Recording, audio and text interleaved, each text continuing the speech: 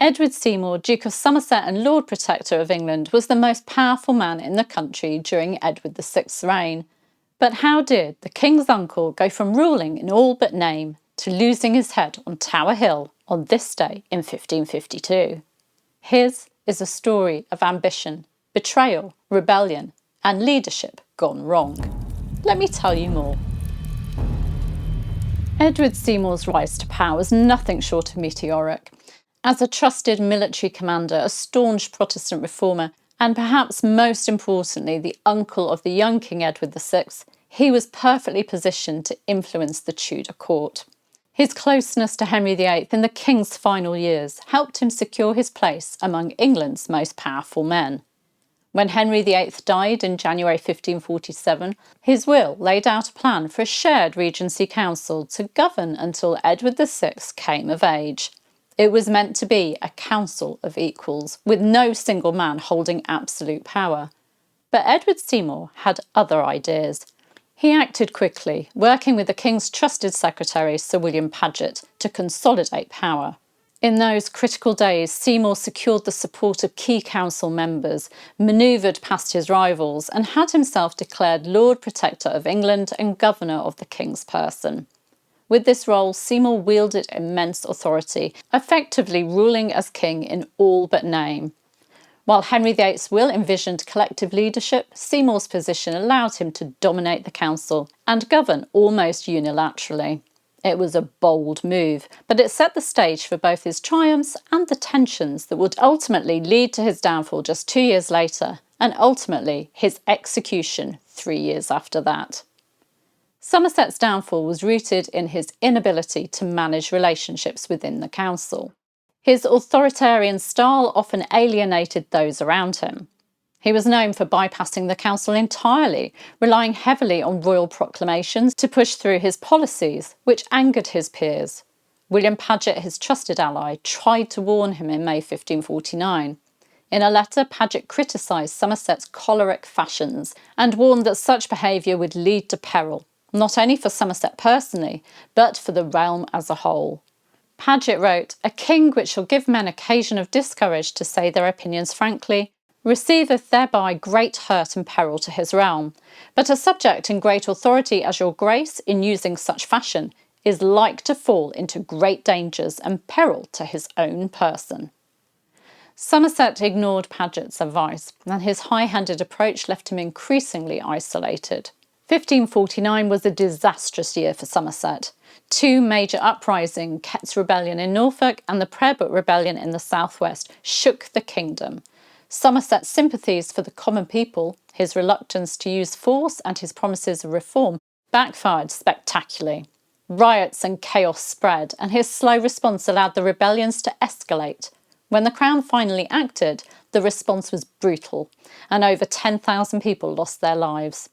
Somerset's indecisiveness during these crises damaged his reputation and highlighted his inability to maintain order.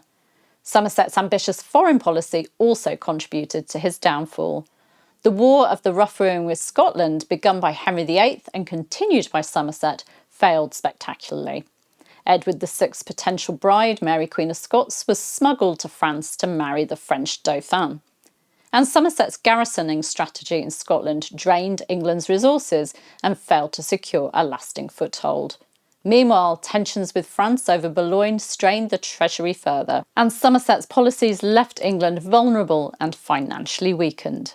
These failures left Somerset himself vulnerable, and it was his inability to maintain alliances within the council and his alienation of previous loyal supporters that sealed his fate. John Dudley, Earl of Warwick, later Duke of Northumberland, emerged as Somerset's most formidable rival. Warwick, an experienced military leader, capitalised on Somerset's failures, rallying other disgruntled councillors against him. In October 1549, Somerset's position became untenable. Warwick and other councillors openly opposed him. In a desperate move, Somerset issued a proclamation at Hampton Court Palace calling for troops to defend him and King Edward VI. In the meantime, Warwick was meeting with councillors at his home, Ely Place. There, Warwick blamed Somerset for the recent rebellions and told of how his own fantasies had led to the loss of fortifications in Scotland and France. By the time Somerset had moved himself and the young king to Windsor Castle, there were 16 councillors who'd turned against him. Realising he'd lost, Somerset wrote to the council, stating that he'd agree to their terms if the king was not harmed, the peace of the realm was ensured, and they offered reasonable conditions. Edward VI also wrote to the council, warning them to treat his uncle gently.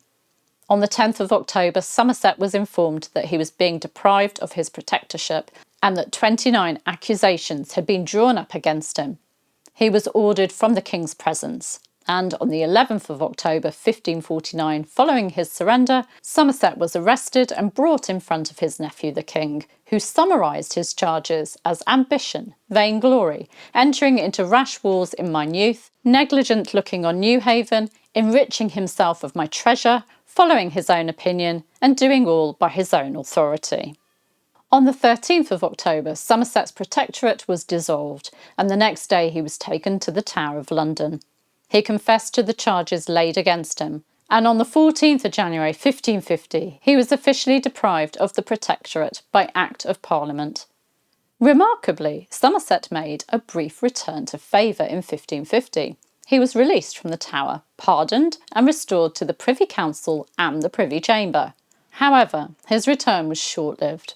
In 1551, he was accused of plotting to kill Warwick, now the Duke of Northumberland, the Marquis of Northampton, and others at a banquet, and also plotting to secure the Tower of London and raise London. Somerset was arrested again, and on the 1st of December 1551, he was tried for high treason by a jury of his peers. He was acquitted of treason, but found guilty of felony for bringing men together to riot. Felony was still a capital crime, so he was condemned to death by hanging. His sentence was commuted to beheading, and on this day in Tudor history, the 22nd of January 1552, he was taken to the scaffold at Tower Hill. Chronicler and Windsor Herald Charles Risley recorded, Friday, the 22nd of January 1552, Edward Seymour, Duke of Somerset, was beheaded at Tower Hill, afore 9 of the clock in the forenoon, which took his death very patiently. But there was such a fear and disturbance among the people suddenly before he suffered, that some tumbled down the ditch, and some ran towards the houses thereby and fell, that it was marvel to see and hear, but how the cause was, God knoweth. It is not known what that disturbance was, whether it was thunder or an explosion. But then Sir Anthony Browne rode towards the scaffold, causing a rumour to go around the crowd that Somerset would be pardoned. He wasn't. Somerset died with dignity and courage, and it fortunately took just one stroke of the axe to kill him. In his diary, King Edward VI simply wrote, the Duke of Somerset had his head cut off upon Tower Hill between 8 and 9 o'clock in the morning. Somerset's execution marked the tragic end of a man who had once held the highest position in the realm. He'd climbed to dizzying heights, he'd been king in all but name, but he'd been a failure as a leader. He'd gone his own way, refused to listen to others, and had been reluctant to act against rebellions, finding it hard to be harsh to people whose grievances he sympathised with. We only have to compare his dithering in the 1549 rebellions with how Henry VIII handled the Pilgrimage of Grace rebellion in 1536. Dither, dither, dither. No, I don't want to send crown troops against our own people. No, dither, dither. Oh, perhaps I should.